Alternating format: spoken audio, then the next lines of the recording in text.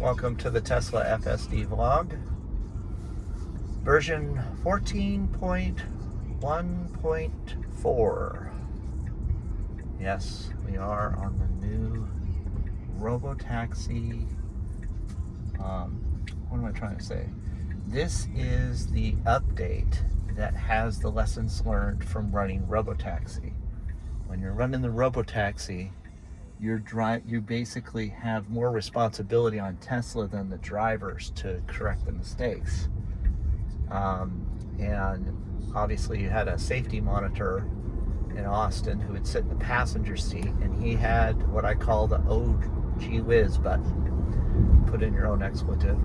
And essentially if something went wrong, he would hit the stop button. And if there was a situation that the car couldn't get itself out of, he had the difficulty as a safety monitor, or she, of getting. Now let's see what happens here. Here's a bike in the right turn lane that we need to get into. And you can see how it's very politely getting behind the very, very slow bicyclist, even though we can't make a right turn anyway, so it doesn't matter. We got a nice direct sun right in my friggin' eyes as well. It'll be interesting to see if it tries to go around the bike. So going back to what I was saying, is the safety monitor in the passenger seat, if he needed to take over for the car, he literally had to get out of the car, get into the car, push a button, contact Tesla and say, hey, I need to take over the car, and then Tesla would give him permission, then he could drive the car. So in other words, there was a lot of barriers before the safety monitor could take over the vehicle that Tesla's engineering team had to eliminate, so that there was no need for the safety monitor to go through those processes. Now the Robo-Taxi service was started in June. By the way, there was direct sunlight coming into my windshield, and the camera handled everything perfectly. Started this back in June, I believe, and we're now in October, so it's been nearly 4 months. It's been somewhere around 4 months since they started driving the fares around. And about 2 weeks ago, they started releasing version 14 to the consumer fleet. That's what I'm in, owning a Tesla. I would call myself the consumer FSD fleet, versus the Robo-Taxi fleet, which while it has addressing on the outside of the hailing the cab, telling on your phone where it's going to go, getting in the car, all those other things you need to be a taxi, the actual driving component is full self-driving, the thing that makes the decisions of how to handle stoplights, stop signs, dealing with the navigation of the map and everything else. Let's see here. So we are in standard mode. We're going to go to Mad Max mode. We'll just test this thing out, even though we're on city streets. Point being is that the cars that were in Austin being used as Robo-Taxis were Model Ys like this one, a 2026, that roll off the assembly line, and they just slap a Robo-Taxi sticker on them and put a special software version on it, same hardware, and then roll them out to the public to take fares. So anyway, the point being is that obviously this is the FSD vlog, and we're talking about how this affects us right now. So version 14 is the first major update since probably the beginning of this year, and it has a lot of improvements over the previous full self-driving. So if we look in here, for instance, now we have an option of, at the destination, do we want to go to park or curbside? And do we want to do parking lot or charger? I don't know where there's a charger over there. But the point being is that I'm going to have it take me to the parking lot today, and you're going to get to see for the first time in the vlog. I have activated this, and I haven't touched it since. So this should be an end-to-end touchless experience. We'll see.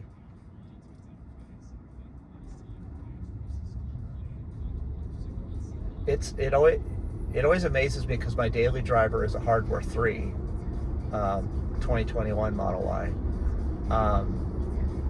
The difference between these two cars is amazing.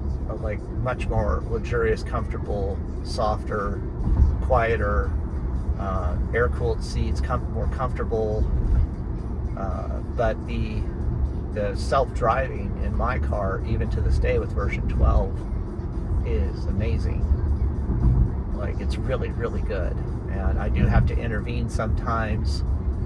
The other night, I was having my mom get ready for her FSD, who's 88, and there was a right turn lane that was backed up that we needed to make a right turn on, but the FSD in my car did not get behind the 4 cars waiting, and it pulled up next to them, put on with the turn signal on, and somehow managed to blend in between 2 cars in front of it, 2 cars behind it, and kind of make its own right turn. She was in the driver's seat. I wasn't going to take over. It was nighttime. There were very few cars on the road. It was rude, but it was safe. And I did not like it. We were both kind of shocked by it. I was amazed that nobody honked. But that's part of the thing where I say my car may be amazing, but this car wouldn't have done that, essentially. So until we get a new, and they promised in Q2 of next year, by Q2 of next year, they would have a version 14 Lite for the hardware 3 cars. What Lite means to be determined. Right now, I mean, as far as this all goes, until Tesla has no safety drivers in the Robo-Taxis in Austin, there's no chance of this car being unsupervised full self-driving. So basically, the Robo-Taxi, which is under tight control, Tesla's responsible for everything. They have a short feedback loop on it. They don't need customers in the middle. They have a guy who's on their payroll in the passenger seat that's reporting exactly what happened, plus what they see in the car. So they're able to figure out what information they need between what they have with the car and what the driver the safety monitor can see. So, like I said, I would be surprised if it took, like, in the beginning of 2026, I think the safety monitors will stop riding in the cars, or they'll start putting cars on the road without safety monitors, and maybe still keep some safety monitors just to keep an eye on things. But there's been a lot of talk about railroad crossings, etc. Oh, good. My car will, in the navigation, it won't go in the back like this. This is exactly actually what I want. So once again, I haven't touched anything.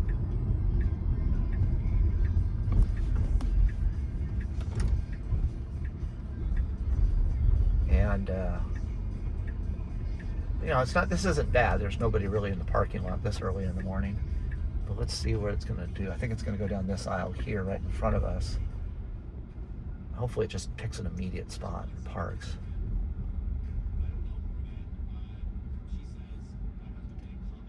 It's waiting for that car, which is good.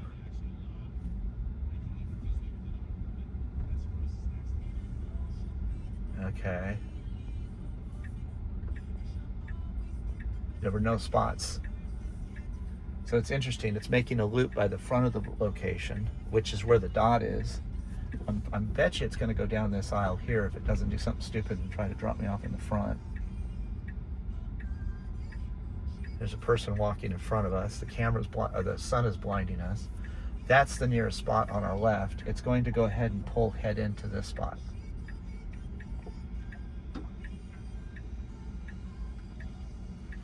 And it doesn't like that it's crooked, so it's correcting itself.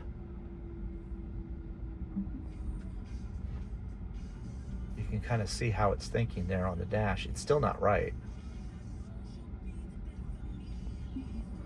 but close enough. So anyway, that's our thing for today.